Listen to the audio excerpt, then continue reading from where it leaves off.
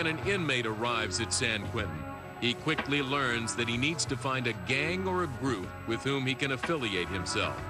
Even if he is not a gangbanger on the outside, not belonging means going it alone.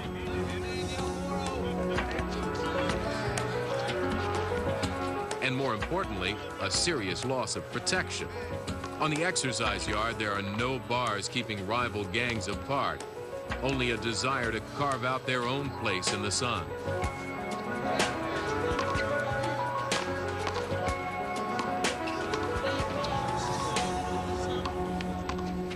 This is the lower yard, and the inmates segregate themselves out here, and the reason being that the gangs want it that way. John Gladson is a veteran officer at San Quentin with 19 years of experience observing yard politics. This has helped him to fine-tune his senses for predicting trouble.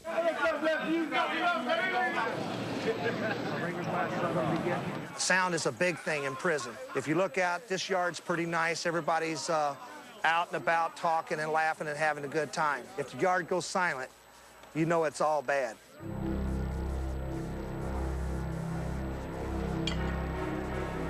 If it's something going on, you'll feel it.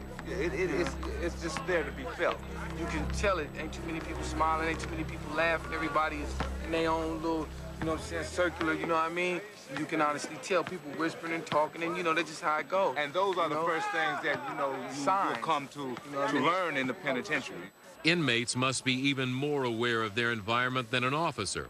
For them, it's all about survival of the fittest. Using your vibes and looking at the motions and the actions through people, you know, from a distance. You know, some ain't right, some's not right, so we got to watch this here. The Northern Hispanics is our main gang here at San Quentin, and it's because they're better organized.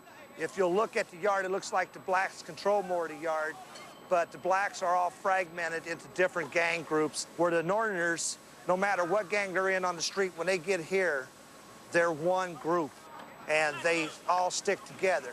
Then the Border Brothers run this area over there by the laundry that has the volleyball court.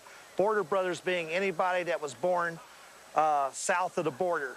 They usually the ones getting advantage taken of them because they're not organized at all, but they've taken that little area there because nobody else wants it. Because, you know, it has an open bathroom, it stinks, it smells. Okay, the white guys are over here on the parallel bars and on the picnic table. So the white guys are pretty relaxed, even though in reality, everybody's always looking. Looking out for one's safety is any inmate's concern. Perhaps even more important is his obligation to look out for all his cohorts on the yard. What you're looking at is the bathroom area. They'll go over together, and one guy will stand out front while the other guys go to the bathroom, and then they'll just switch off. Basically, we do that just for safety, for our safety, you know. Watch the back, because you never know what can happen, you know. Yeah, things happen. This is prison, and, you know, things can happen here. So it's kind of good having somebody else with you, you know. They can, you know, they got your, you know, your back or whatever, you know. Right now, the atmosphere seems calm and uneventful. But in fact, each gang is involved in at least some level of surveillance activity.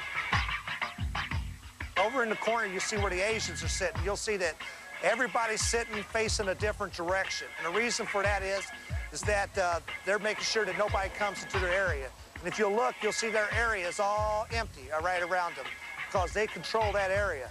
And they're not going to let anybody take their space. This is a turf war here with the Northern Hispanics. They have a minister of defense, is what they call him. And his thing is he's to have 10 weapons ready at any time. Their weapons are all hid over there. And in the morning, we'll come over and we'll search that area and try to find their weapons. But they're getting better and better at the way they hide their weapons. The blacks are over here. As you see, this one guy keeps looking around, and he's got the heavy coat on. The temperature's pretty hot, so they're the soldiers. They wear these jackets. It's a little bit more armor.